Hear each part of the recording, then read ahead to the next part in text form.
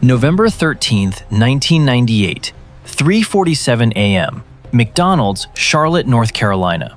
You're looking at a hole in the ceiling, perfect circle, cut with precision. Below it, on the floor, ceiling tiles arranged neatly in a pile, a rope dangling down, and silence. The morning manager arrives at 5:30 a.m., unlocks the front door.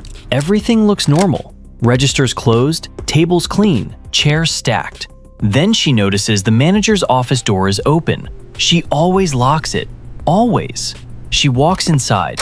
The safe door hangs open, completely empty. No broken windows, no forced entry, no alarm triggered. Just a hole in the roof. And a rope. The police arrive. They climb onto the roof, find the entry point. A perfectly cut circle in the metal roof. Clean edges. Professional work. But here's what they don't find. Fingerprints, DNA, witnesses, security footage showing anything useful. Whoever did this knew exactly what they were doing, knew where the cameras pointed, knew where the safe was located, knew the exact timing between closing and opening. This isn't random. This is planned. And it's just the beginning. Because over the next 18 months, the same hole will appear in 43 different McDonald's across 5 states. Same method, same precision, same ghost. Police departments start comparing notes. FBI gets involved. They give him a nickname, Roofman, the burglar who comes through the ceiling. But nobody knows the strangest part yet, the part that will make this case legendary. Roofman isn't just cutting holes and leaving. He's hiding inside, waiting, living there. 1971. Jeffrey Manchester was born in Sacramento, California, Rancho Cordova suburb. His family was religious, strict Baptist upbringing, church every Sunday, prayer before meals. Jeffrey was quiet, polite, average student, nothing remarkable, just a normal California kid, riding bikes and playing baseball. But there were small rebellions, staying out past curfew, small lies, testing boundaries. His parents thought it was a phase. 1991, age 20, Jeffrey gets married. Has 3 kids, twin boys and a daughter, needs to provide for them, gets a job at McDonald's, learns the systems, the routines, where cameras point, where the safe is located. The irony becomes clear later, but McDonald's wages aren't enough for a family of 5. 1992, Jeffrey joins the U.S. Army, 82nd Airborne Division, paratroopers. The training changes him, rappelling down ropes, climbing buildings, tactical entry, weapons handling, survival skills, learning to sit motionless for hours, to observe without being seen. Jeffrey excels, makes specialist rank, serves honorably for 4 years, but military pay is terrible. $1,800 per month with 3 kids. Debt accumulates, car payments, credit cards, medical bills. After the Army, Jeffrey works construction, roofing work. He's good at it, understands roof structures, cutting techniques, access points, but the pay is minimum wage, $10 per hour, age 28, with 3 kids and crushing debt. 1999, his marriage collapses. Police called to a domestic dispute. His wife files for divorce, files for full custody. Everything falls apart. Marriage ending, kids being taken, debt crushing him. Dead-end job. Jeffrey sits alone in his apartment. $147 in his bank account. Rent due in 3 days. Child support starting. No way to pay both. He thinks about his skills, military training, construction knowledge, his time working at McDonald's, and he has an idea. Just one robbery. Just enough to catch up. Then never again. November 1998, his first robbery. $4,673 from a McDonald's in Charlotte, North Carolina. He walks out thinking, that was too easy. The sunny California childhood is over. The good soldier is gone. The family man has disappeared. The roof man is born. December 1998 to March 2000, multiple states. Imagine being a McDonald's employee. You close the restaurant at 11 p.m., lock everything, set the alarm, go home. Inside, hidden in a storage closet or bathroom, Jeffrey Manchester, 27 years old. former Army paratrooper, sitting in complete darkness, waiting. He waits for hours, doesn't move, doesn't make noise, just waits. 5:30 a.m., he hears keys in the door, the morning shift. Jeffrey puts on his ski mask, picks up his rifle, opens the closet door. The employees see him, freeze. One woman screams. Jeffrey speaks calmly, almost gently. Nobody gets hurt. I just need you to go into the freezer. You'll be safe there. The door opens from inside. Just stay there for 10 minutes. They comply, terrified, but he's not threatening them, not aggressive, just firm. He locks them in the freezer, walks to the office, opens the safe using the combination written on a sticky note. Managers always write it down somewhere. Takes the cash, $4,200, walks out the front door, removes his mask, gets in his car, drives away. Total time inside during the robbery, 11 minutes. This becomes his system, his formula, and it works every single time. April 1999. The FBI task force has 12 agents assigned full-time. They're tracking 43 confirmed robberies across 5 states. They know his method, they know his pattern, but they can't predict where he'll hit next. McDonald's locations are everywhere, thousands of them. He could hit any one, at any time. The FBI sets up stakeouts, undercover agents watching high-probability locations, cameras on roofs, alarms on roof access points. Roofman adjusts, hits locations without stakeouts, smaller towns, less security, off the main patterns. The task force brings in behavioral analysts. They create a detailed psychological profile. Subject demonstrates military discipline and training, likely served in armed forces, comfortable with heights, suggests airborne or special operations, patient enough to wait for hours, suggests sniper training or surveillance experience, no violence against victims, suggests internal moral code, takes only cash, never damages property unnecessarily. This is business to him, not personal. They're building a perfect profile, but they still don't have a name. One agent suggests checking military records, cross-reference with McDonald's employee lists. Maybe he worked there, knows the systems. They find nothing. May 2000. After 18 months and 43 robberies, the FBI estimates he's stolen approximately $180,000 total. Not a huge amount, about $4,200 per robbery average, but it's the audacity, the perfection, the fact that he's never been caught at a scene, never left evidence, never made a mistake, until May 20th, 2000. May 20th, 2000, Gastonia, North Carolina. 2 McDonald's locations, 20 miles apart. Jeffrey decides to rob 2 in one day. Double the money, double the risk. First robbery goes perfect. Morning crew, freezer, cash, escape. $4,200. He drives to the second location, parks 3 blocks away, climbs onto the roof at 2 a.m., cuts the hole, lowers himself inside. This is his 58th robbery total. He's so good at this that he's almost bored. He hides in the bathroom, waits, hears the morning shift arrive. Same routine, same timing. Steps out at 5:47 a.m., rifle ready, ski mask on. Everyone stay calm. I just want the money. But this time, one employee is braver than the others, or maybe just faster. While Jeffrey is directing people toward the freezer, this employee runs straight to the back office, hits the silent alarm. Jeffrey doesn't know, continues the robbery. Safe open, cash collected, employees locked in freezer. He walks out the front door, 5:54 a.m. Police are already 2 blocks away, responding to the silent alarm. 7-minute response time. Jeffrey gets in his car, starts the engine, pulls onto the street. 2 police cruisers turn the corner ahead, lights flashing. Jeffrey's heart drops. He makes a split-second decision, abandons the car, runs. He's wearing full army fatigues now, carrying the rifle.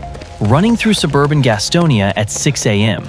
People are waking up, cars on the road, witnesses everywhere. Police chase him on foot. Jeffrey is fast, army training. But the cops are calling for backup. Dogs, helicopters. Jeffrey cuts through backyards, jumps fences, tries to disappear, but there's nowhere to go. Small town, Daylight approaching. Too many eyes. At 6:23 a.m., police corner him in someone's backyard. Rifle pointed. Orders shouted. Jeffrey Manchester drops the gun, raises his hands, and just like that, the Roofman is caught. The evidence is overwhelming. Rifle matches ballistics from other robberies. Tools in his car match cut patterns on roofs. He's connected to dozens of crimes across 5 states. Jeffrey's lawyer tries to negotiate, but the prosecutor wants the maximum. Armed robbery, kidnapping, multiple counts across multiple states. The judge gives him 45 years in prison, no parole eligibility for 32 years. Jeffrey Manchester is 29 years old. Brown Creek Correctional Institution, Polkton, North Carolina, medium security facility. Jeffrey arrives in July 2000, inmate number 0567293, khaki uniform, assigned to C Block, bunk 47. Prison psychologist evaluates him. Subject shows no signs of violent tendencies, cooperative, quiet, should adapt well to incarceration. They're right. Jeffrey becomes a model prisoner. 6 months in, Jeffrey qualifies for work assignment. They offer kitchen duty, laundry, maintenance. Jeffrey requests the metal shop. The metal shop is where inmates manufacture license plates, road signs, and various metal products for the state. It's supervised work. Tools are counted. But inmates handle saws, welders, metal sheets, and various materials. Jeffrey is approved. Starts work in January 2001. For 3 years, he works the metal shop, learning, practicing, gaining trust.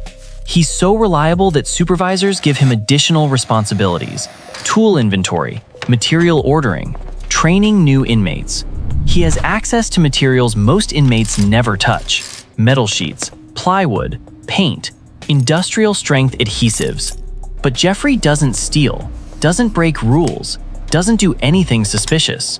He just watches, studies, plans. The prison operates on schedules.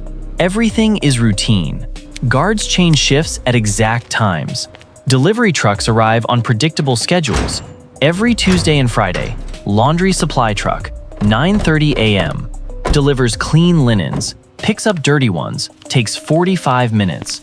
Every Monday and Thursday, food delivery truck, 7 a.m., restocks the kitchen, takes 60 minutes. Every Wednesday, maintenance and supplies truck, various items, tools, paint, cleaning supplies, takes 30 minutes. The trucks go through 2 security checkpoints. First checkpoint, guards verify the driver and cargo manifest. Quick visual inspection underneath with mirrors. Second checkpoint, same process. Then the truck proceeds into the prison compound, unloads, reverses the process to leave. Jeffrey watches these trucks for 4 years, every single delivery, timing them, studying the patterns. And he notices something. The guards check inside the trucks thoroughly. They check underneath with mirrors. But the mirror check is cursory, fast, just a glance. They're looking for people hiding under the truck, but they expect to see a person, a human shape, arms and legs visible. What if someone wasn't hanging underneath? What if someone was flat against the undercarriage, painted black, invisible? The idea forms slowly, over months, over years. It's insane, impossible. But Jeffrey is a paratrooper. He jumped out of planes at 800 feet. This is just another calculated risk. He starts preparing. 2003 to 2004, Jeffrey collects materials, slowly, carefully, nothing obvious. Scrap plywood from the metal shop, small pieces. He requisitions them for projects. The supervisors approve. He's been reliable for 3 years. Nobody questions him. Black paint, industrial grade. He orders it for sign painting work. The shop needs it anyway. Nobody notices when a few extra cans appear. Metal hooks, L brackets, screws, all normal items for metal shop work. Jeffrey works on the platform in pieces, never assembles it fully, keeps components separate, hidden in different locations. The platform is simple, 4 feet by 3 feet, plywood, reinforced with metal brackets, 4 attachment hooks that grip the undercarriage crossbeams of a truck. He paints it completely black, every surface, so it blends with the undercarriage shadow. If the hooks slip, he falls. Truck runs over him.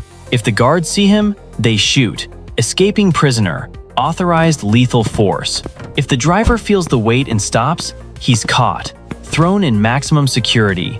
Another 20 years added to his sentence. But if it works, freedom. June 15, 2004, Tuesday morning, 9:15 a.m. The laundry supply truck arrives. Same truck, same driver, same schedule every week. The driver parks, goes inside to deliver clean linens. Takes about 15 minutes. Jeffrey has 15 minutes. He slides under the truck. The platform is already hidden nearby. He attaches it to the undercarriage. 4 attachment points, hooks secured. Then he climbs onto the platform, lays flat, face down, arms holding the edges. His entire body weight is suspended under a moving truck, painted black, invisible. The driver returns, climbs in, starts the engine, drives toward the exit. First checkpoint. Guard walks around the truck, glances underneath with a mirror, sees black metal, undercarriage, shadow, nothing unusual. Gate opens. Second checkpoint. Same process. Quick check. Mirror. Nothing. Gate opens. Jeffrey Manchester is outside prison walls, clinging to the underside of a truck, heart pounding, muscles screaming. The truck drives onto the main road. Speed increases. Wind rushing. Jeffrey holds on. Every bump threatens to shake him loose. 2 miles down the road, the truck stops at a red light. Jeffrey drops, rolls, stands up, runs into the woods. He's free. The most impossible prison escape since Alcatraz, and nobody even knows he's gone yet. Jeffrey runs through the woods. No supplies, no money, no plan beyond escape. He reaches a highway, sticks out his thumb, hitchhiking. A college professor picks him up. The door is open. Asks where he's headed. Charlotte, Jeffrey says, making up the destination. The professor drops him off at a gas station. Jeffrey thanks him, walks into the woods again. He needs to disappear. But how do you disappear with no money, no ID, no resources? Then Jeffrey has an idea, the kind of idea that will make this story legendary. He walks to a shopping center, waits until after closing, climbs onto the roof of Toys R Us. Same method he used 43 times before. Cut a hole, lower himself inside. But this time, Jeffrey doesn't rob the store. He moves into it, finds the storage areas, the sections with baby products, grabs baby formula, baby food, anything that doesn't need cooking, finds blankets, pillows, sets up a small area behind boxes, hidden from view. When morning comes and employees arrive, Jeffrey hides. Perfectly still, perfectly quiet. He waits all day. Employees walk past his hiding spot, never see him. Night comes again, store closes, Jeffrey emerges. He's alone in Toys R Us. Thousands of toys, video games, bicycles. He rides bikes through the aisles at 2 a.m., tests video games, eats baby food. It's surreal. A wanted fugitive living in a toy store like Kevin McAllister's fever dream. He does this for weeks, always careful, always hidden during business hours. But summer ends, autumn approaches, Christmas season coming. The store gets busier, more employees, more inventory checks. Jeffrey needs somewhere better, somewhere safer. Next door, Circuit City, the electronics store, abandoned, out of business, locked up, empty, perfect. Jeffrey breaks into the abandoned Circuit City. Easy for someone who spent years cutting roof holes. The store is empty, no merchandise, no employees, just a hollow shell waiting for a new tenant. He explores, finds the perfect spot, under a staircase, a small space, hidden, enclosed. Jeffrey transforms it, paints the walls, hangs posters, brings in a mattress from the Toys R Us storage, sets up a TV and DVD player from Circuit City's abandoned inventory. He creates a tiny apartment, hidden in an abandoned store, a secret room that nobody knows exists. He runs an extension cord to a working outlet, has electricity, can watch movies, can heat food. Jeffrey watches DVDs at night. One of his favorites, Catch Me If You Can, the Leonardo DiCaprio film about a con artist who evades capture for years. The irony is perfect. A fugitive watching a movie about a fugitive, in a secret room, in an abandoned store. During the day, Jeffrey moves between the Circuit City hideout and Toys R Us, stealing food, stealing clothes, stealing anything he needs. But he wants more than survival. He wants connection. So Jeffrey does something incredibly risky. He joins a church. Summer 2004, Crossroads Presbyterian Church, Charlotte, North Carolina. A new member joins the congregation, gives his name as something other than Jeffrey Manchester. Let's call him David. David is friendly, helpful, volunteers for events, helps with setup, talks to everyone. The church community welcomes him, never suspects anything. David meets a woman, single mother, 2 kids. They start spending time together. He's charming, kind, patient with her children, brings them gifts, toys from Toys R Us. The relationship develops. She thinks he's a good man, trustworthy, stable. She has no idea she's dating a fugitive living in an abandoned electronics store. Jeffrey Manchester is living 2 lives. By day, active church member, romantic partner, friendly neighbor. By night, burglar living in retail spaces, stealing food, watching movies in his hidden room. It's the most bizarre double life imaginable, and it works. For months, it works. But Jeffrey makes a critical mistake, the same mistake that got him caught before: greed. December 2004, Christmas season approaching. Jeffrey watches Toys R Us filling with holiday inventory, cash registers loaded, sales booming. He knows the store layout perfectly, lived there for months, knows every camera, every blind spot, every routine. He plans one big robbery, the store he's been living in, the place that sheltered him. Jeffrey builds a surveillance system, using baby monitors from the store, places them around the building, creates his own security network. He studies employee schedules, patterns, weaknesses. December 26, 2004, Boxing Day, day after Christmas. Jeffrey enters the store with his rifle, same method he used 58 times before. Employees directed to the back room. Stay calm, nobody gets hurt, just money. But 2 employees manage to escape, run outside, call 911. Police response, immediate, multiple units. This is Christmas weekend. They're ready for robbery calls. Jeffrey grabs what cash he can, runs, but he doesn't leave the building complex. Runs to Circuit City, his hidden room. Police search Toys R Us, search the parking lot, search nearby stores. Then they find the passage, the connection between buildings, the secret entrance to Circuit City. They follow it, and they find Jeffrey's room. Check the rack. Police enter the abandoned Circuit City, weapons drawn, searching. They find the staircase, the hidden space underneath. Open it. Inside, a full apartment. Mattress, TV, DVD player, posters on walls, food storage, clothes, personal items. Someone has been living here for months. Jeffrey isn't there. He fled, but he left everything behind. Police process the scene. Photographs, evidence collection, fingerprint analysis. They dust the DVD player, find prints, run them through the system. Match: Jeffrey Manchester, escaped prisoner, wanted since June 2004. But there's one detail that makes investigators smile. The DVD in the player? Catch Me If You Can. The Steven Spielberg film about Frank Abagnale Jr., the con artist who evaded FBI capture, the man who lived multiple identities. The irony is so perfect that newspapers will lead with it. The fugitive caught by the movie about a fugitive. Police issue a manhunt. Jeffrey Manchester's photo everywhere. America's Most Wanted, local news, FBI bulletins. But Jeffrey has already changed appearance. Shaved, different clothes, blends into Charlotte's population. For 3 weeks, he evades capture again, until January 21st, 2005. January 21st, 2005. A tip comes in. Anonymous caller. Saw someone matching Jeffrey's description. Police investigate. Find Jeffrey in a residential area, walking down the street, carrying groceries. They approach. Weapons drawn. Jeffrey runs, again. Same as before. But he's tired. 6 months of hiding, living in stores, constant fear, relationship under a false name, church community he's betrayed. He doesn't run far. Police tackle him. Handcuffs. Arrest.